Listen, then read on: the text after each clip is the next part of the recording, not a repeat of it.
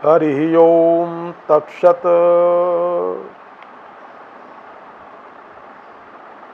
आज हम एक तपस्विनी के 3 तलवार के रहस्य के बारे में विवेचन करेंगे। महाभारत के युद्ध के पश्चात पांडवों को विजय श्री मिली। पांडवों ने 36 वर्ष तक राज्य किया। राजपाट बड़ी अच्छी ढंग से चल रहा था। कौरव कुल की संपत्ति और राज्य लक्ष्मी के साथ युधिष्ठिर, धर्मराज युधिष्ठिर सम्राट के रूप में सर्वत्र विजयी थे। कई अश्वमेध यज्ञ भी उन्होंने किया था। 35 वर्ष राज्य करने के पश्चात युधिष्ठिर देखते हैं कि कई तरह के अपशकुन होने लगे। व्यक्तियों का व्यवहार बदलता जा रहा है। दुष्ट बुद्धि दुराचारी लोग होते चले जा रहे हैं। उन्होंने अर्जुन को कहा, भैया द्वारिकाधीश के पास द्वारिकापुरी जाओ। अब भगवान क्या करना चाहते हैं इसकी जानकारी ले लो, उनका समाचार लेकर आओ। इधर फिर धर्मराज युधिष्ठिर देखते हैं आकाश में उल्कापात हो रहा है, भूकंप हो रहा है, घी से दीपक नहीं जल रहा है, कुत्ते रो रहे हैं, गायों के थन में दूध सूख रहा है, बछड़े दूध नहीं पीते, घी से दीप नहीं जल रहा है, मूर्तियां हिल डोल रही हैं, उनके आंखों से अश्रु निकल रहे हैं, गौ माता रोती हुई दिखती है। बड़ी चिंता होती है, कौन सा अपशकुन होने वाला है। 7 महीने बीत गए, अभी तक द्वारिकापुरी से अर्जुन वापस नहीं लौटते। सब भाई सभा में बैठकर चिंतित हैं। भीमसेन से युधिष्ठिर कहते हैं, गता सप्तधुना मासा भीमसेन तवानुजः न याति कस्य वा हेतु नहि वेदे जमंजसा। श्रीमद्भागवत प्रथम स्कंद अध्याय संख्या 14 श्लोक संख्या 7। भीमसेन से कहते हैं, भीमसेन बड़ी चिंता हो रही है। 7 महीने बीत गए, कुछ पता नहीं चल रहा है अर्जुन भैया का, आए नहीं, बुद्धि काम नहीं कर रही है, सोचने से भी नहीं पता चलता है क्या हुआ क्या नहीं हुआ। फिर उनके मन में भगवान नारद की बताई हुई बात का स्मरण होता है। कहते भैया भीम, कहीं नारद जी की बताई हुई बात सत्य तो नहीं होगी? ये सब उत्पातों का क्या मतलब है? कहीं ऐसा तो नहीं कि भगवान कृष्ण स्वधाम पधारने की तैयारी तो नहीं कर रहे हैं, या स्वधाम पधार तो नहीं गए? मन्य एतर महोत्पातिर नूनम भगवतः पदैः अन्यन्य पुरुषः श्रीभिर्हीना भूरत सौभगा। कहीं ऐसा तो नहीं है कि धरती माता भगवान कृष्ण के चरण चिन्हों से रहित हो गई? कहीं यह पृथ्वी श्रृंगार विहीन तो नहीं हो गई? भगवान कृष्ण के चरणों में जो चिन्ह थे, ध्वजा के चिन्ह, अंकुश के चिन्ह, जितने शुभ चिन्ह थे वह अन्य किसी पुरुष के पास नहीं है। उन चिन्हों से लगता है कि पृथ्वी रहित होकर के सौभाग्यविहीन तो नहीं हो गई, ऐसा सोच सोच कर चिंतित होते हैं। तभी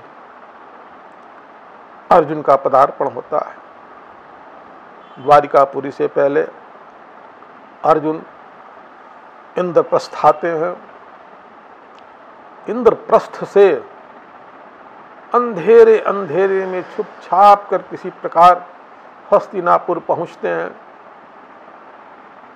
उनका मन गिरा हुआ है, मुंह सुखा हुआ है, चिंतित है, चेहरे पर ग्लानि है,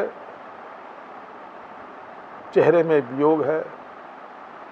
इस तरह से उन्हें देखकर बहुत सभी भाई चिंतित होते हैं। धर्मराज युधिष्ठिर पूछते हैं, अरे भैया क्या बात है, क्यों तुम्हारा मुंह सुखा है, क्यों तुम्हारा सर नीचे है, कौन सा अपराध हो गया, क्या हुआ, बताओ सही सही। द्वारिकापुरी में सभी सगे संबंधी सही तो हैं, भगवान कृष्ण ठीक तो हैं, जोगेश्वर कृष्ण का हाल बताओ, चिंता छोड़ो, तुम्हारे चिंता का कारण क्या है, कहीं किसी ने तुम्हारा अपमान तो नहीं कर दिया, कहीं तुम्हारे गांडीव का अपमान तो नहीं हो गया। कुछ नहीं बोलते हैं। थोड़ी देर के बाद आंखों में आंसू भरकर अर्जुन कहते हैं, गंगा तट पे तापसी साप को धिकरि जो दियो, सम्मुख आयो आज वो, अबला समम मैं लुट गए भैया। गंगा के किनारे एक तपस्विनी ने जो श्राप दिया था वह श्राप साकार हो गया। वो श्राप ये कब की बात है, तुमने कभी बताया नहीं, कौन सा श्राप? अर्जुन कहते हैं, भैया भगवान कृष्ण की लीला पुरुष हैं, कब क्या करोगे तुम जनार्दन जानते हो तुम सभी। ये जनार्दन योगेश्वर कृष्ण कब क्या करेंगे कोई नहीं जानता, वही जानते हैं। एक दिन की बात है, रथ पर सवार हम दोनों जंगल की तरफ बढ़े, गंगा जी से काफी दूर। उस दिन योगेश्वर कृष्ण ने और किसी को नहीं लिया, अपने साथ जल इत्यादि भी नहीं लिया। घोर जंगल में पहुंचने के बाद कहते हैं हमारे सर्वेश्वर कृष्ण, बड़ी जोर प्यास लगी है, कहीं पानी का ठिकाना नहीं है। स्वयं एक वृक्ष पर चढ़ जाते हैं। चढ़कर उन्होंने देखा कि थोड़ी दूर में एक तपस्विनी की कुटिया है। कहते हैं, अर्जुन चलो पार्थ, वहाँ एक तपस्विनी की कुटिया है, उस कुटिया में जल और जलपान दोनों प्राप्त होगा। अर्जुन और कृष्ण वहाँ पहुँचते हैं। सचमुच वहाँ एक तपस्विनी थी, बूढ़ी माता अम्मा जी थी। दोनों को देखकर प्रसन्न होती हैं और अतिथि सत्कार के स्वरूप जल फल इत्यादि समर्पित करते हैं। मीठे मीठे फलों को अर्जुन खा रहे हैं, जल पिए, प्रसन्नता हुई। वहाँ एक अलौकिक दृश्य देखा। देखते हैं कि तपस्विनी की कुटिया में एक बहुत ऊंचा आसन है, सिंहासन बना हुआ है। उस सिंहासन पर भगवान कृष्ण की मूर्ति है। बड़ी श्रद्धा और प्रेम से वह पूजित गई है, उसकी पूजा हुई है, उसको सजाया है माता ने। लेकिन एक कौतूहल उत्पन्न करने वाली बात वहाँ मैं भैया देखता हूँ। अर्जुन कहते हैं कि भैया मैं देखता हूँ इस पूजा स्थल के पीछे खूब ढंग से पूजी हुई 3 तलवारें लटक रही हैं। चंदन, अक्षत इत्यादि से रोज उस तलवार की पूजा की जा रही है। बड़ा मन में आश्चर्य हुआ। आश्चर्य से भगवान कृष्ण की तरफ हमने देखा, वो हमारे मन का भाव समझ गए और समझकर अम्मा से पूछा, अम्मा आप ये बताओ, आपका तो चरित्र साधु चरित्र है, साधनोति पर कार्यहिति साधुवः, आप तो तपस्विनी हैं, सब कुछ छोड़ दिया है, त्याग दिया है आपने, आपके लिए न कोई शत्रु है न आपके लिए मित्र है। समत्वम योग उच्यते, समता में आप विचरण कर रही हैं। ऐसी स्थिति में इस तलवार का क्या महत्व है? तलवार क्यों पूज रही हैं? बूढ़ी माता तपस्विनी मुस्कुराई और कहती हैं, जब सुनना चाहते हो तुम लोग तो मैं सुनाती हूँ। ये 3 तलवार अपने 3 शत्रुओं के लिए मैं रखी हूँ। भगवान की यदि कृपा हुई, जिस दिन हमारे शत्रु सम्मुख हुए, एक एक करके एक एक तलवार से उनका सर मैं काटूंगी और उसके बाद इस तलवार को फेंक दूंगी। बड़ी विचित्र बात है। जो तपस्यारत हैं, माता हैं, अम्बा हैं, बूढ़ी हैं, तपस्विनी हैं, कौन से इनके शत्रु हो सकते हैं? किस शत्रु के विषय में इस तरह से भाव इनका है? भगवान कृष्ण बात को आगे बढ़ाते हुए कहते हैं, माता ठीक है, ये तो आश्चर्य की बात है कि आपके लिए 3 शत्रु का होना, लेकिन फिर भी मैं जानना चाहूँगा कि आपके 3 शत्रु कौन कौन? बड़ी उग्र मुद्रा में माता कहती हैं, ये जो पहली तलवार है ना, ये तलवार नंबर 1, ये हमारे पहले शत्रु के लिए है। ऐसे तो हमारे 3 शत्रु हैं। 3 शत्रुओं में 2 महिलाएं हैं और 1 पुरुष है। पहले शत्रु जशोदा जी है। यदि सामने हमारे जशोदा जी आ जाएं भगवान की कृपा से, तो पहले तलवार से मैं जशोदा का सर काटूंगी। अर्जुन और कृष्ण दोनों आश्चर्यचकित हो जाते हैं, मुझसे पूछते हैं, जशोदा, उनसे आपकी शत्रुता, आखिर ये शत्रुता का कारण क्या है माता?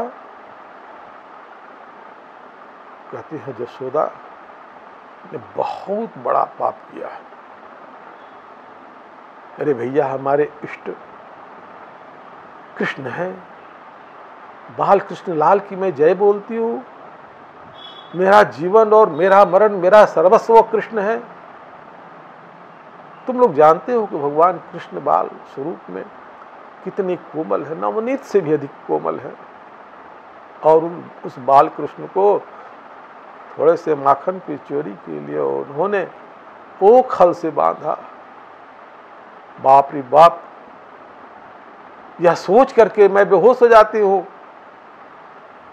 और वह दृश्य याद आता है जब भगवान कृष्ण जसोदा के द्वारा बांधे गए ओखल में मूंज की रस्सी से बांधे गए हैं। उनके आंखों में काजल है, रो रहे हैं, आंखों से अश्रु बह रहा है। भगवान कृष्ण के आंख पोंछ पोंछ करके उनके सारे गाल काले हो गए हैं, भयभीत हैं।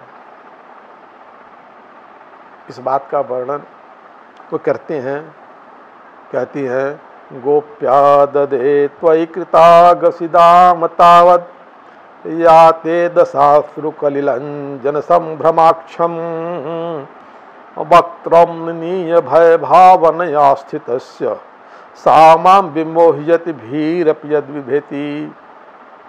वक्त्रम निनीय, वाणी उनकी निनीय, रोते रोते निनी निनी कर रहे हैं।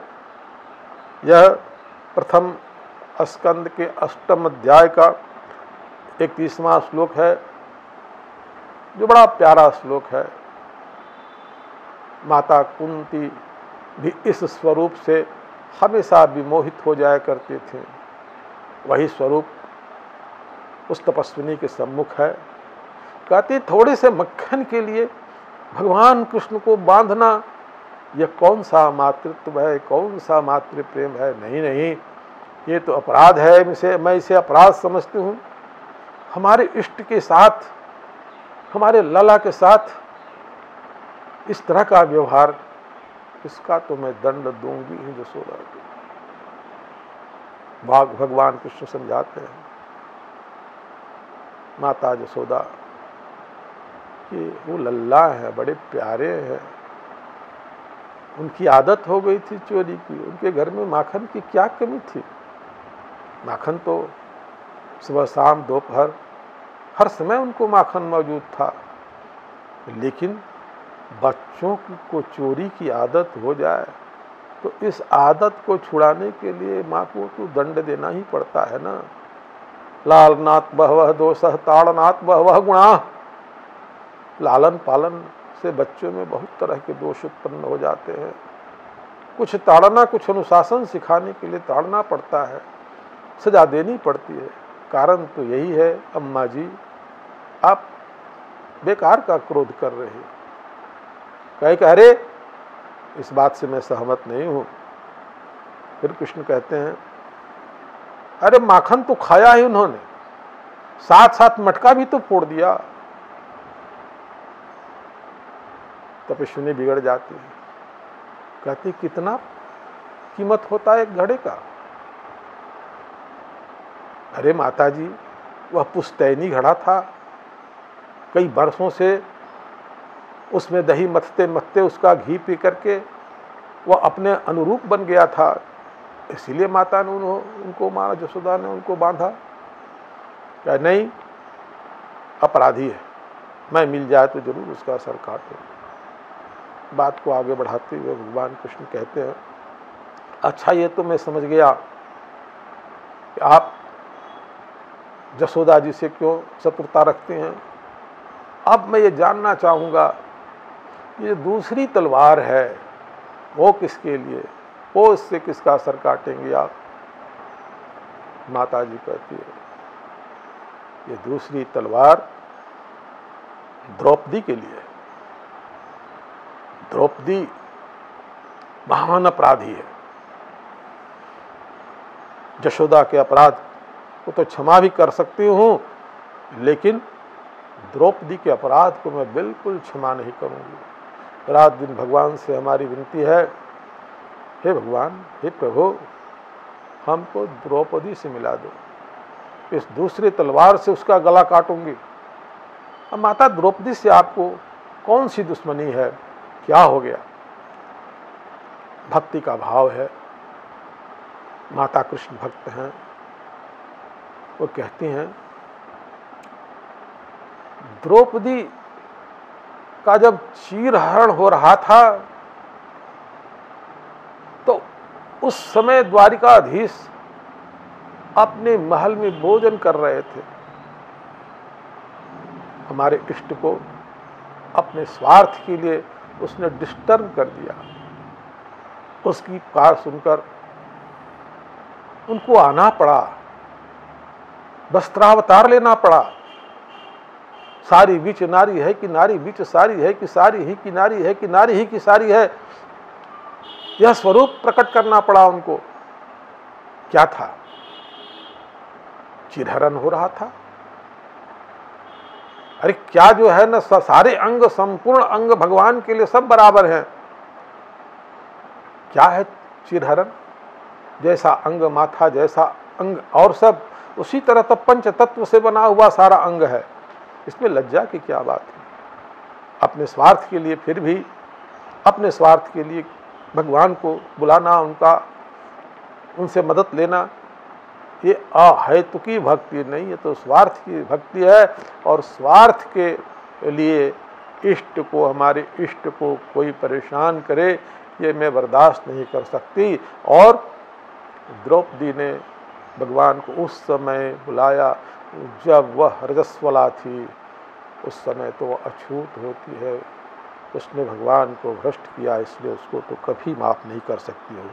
वो तो चिल्लाने लगी, शकुनी दुशासन कर्ण खड़े बल खल घेरी, बिन काज लाज आज गई मेरी, दुख हरो द्वारिका नाथ शरण में तेरी, दुख हरो द्वारिका नाथ शरण में तेरी। उसकी इसी पुकार को सुनकर के भगवान कृष्ण को आना पड़ा था।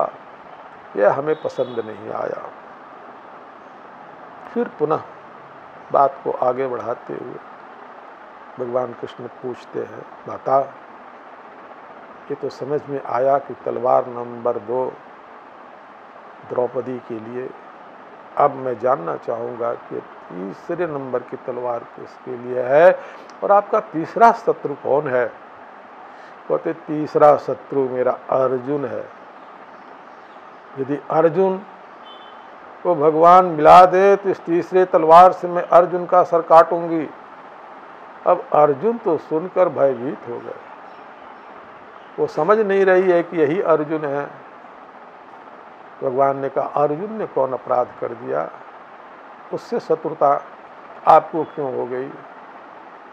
तो भक्त की अपनी भक्ति है, अपने इष्ट की एक मर्यादा है। वो कहती है, अर्जुन पॉलिटिशियन, राजपाट के लिए, अपनी जीत के लिए वो जानता था जहाँ भगवान कृष्ण होंगे वहाँ हमारी विजय होगी, इसलिए भगवान को अपने लिए उसने राजनीति किया और राजनीति करके उनको अपने रथ का सारथी बनाया। इतना बड़ा युद्ध चल रहा था जिसमें भीष्म पितामह जैसे योद्धा, द्रोणाचार्य इत्यादि इत्यादि महावीर जिनकी बाणों से बचना मुश्किल है, इतनी खतरे में भगवान कृष्ण को डाला इस अर्जुन ने। महान स्वार्थी है। अरे जीत और हार कोई चीज़ है? जो भगवान के भक्त हैं वो तो भगवान के लिए जीतना, भगवान के लिए हारना और राजपाट तो लोग ऐसा ही त्याग कर देते हैं। उनकी भी जो भक्ति थी, भगवान कृष्ण के प्रति जो अनुराग था, वो अहैतुकी नहीं था, वो स्वार्थ से भरा था। इसलिए ये हमारे मान्यता को धक्का है, हमारे इष्ट को, हमारे प्रेमी को, हमारे भगवान को कोई इस प्रकार से प्रयोग करे, उनको यूज करे, ये मैं कैसे बर्दाश्त कर सकती हूँ? इसलिए यह तीसरी तलवार अर्जुन के लिए। इतना कह करके बूढ़ी माता तपस्विनी फूट फूट कर रोने लगी, खूब रोया। भगवान कृष्ण ने कहा, माता क्रोधात् भवति सम्मोह, सम्मोहात् स्मृति विभ्रमः, स्मृतिभंसात् बुद्धिनाश, बुद्धिनाशात् प्रणश्यति। माता जी, क्रोध नहीं करना चाहिए तपस्विनी को। जो तपस्यारत हैं उनके क्रोध से सम्मोह होगा, सम्मोह से बुद्धि का नाश होगा और बुद्धि का नाश होने से सब कुछ प्रणश्यति, सब कुछ किया ध्यान समाप्त हो जाएगा। और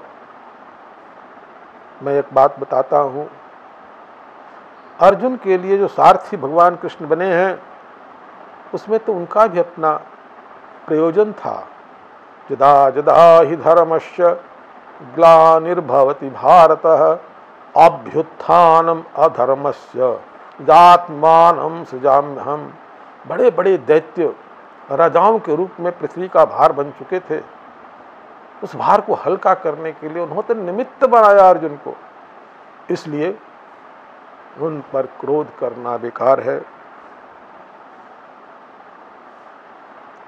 आंखें खुली माता की, वो कहती है, अरे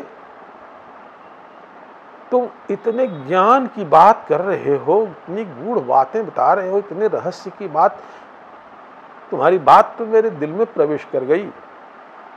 जरा भैया यह बताना तुम हो कौन? भगवान कृष्ण मुस्कुराते हैं, कहते हैं, मैं वसुदेव नंदन मैं कृष्ण, मैं योगेश्वर कृष्ण आपकी भक्ति से प्रसन्न होकर दर्शन देने के लिए मैं आया हूं। अब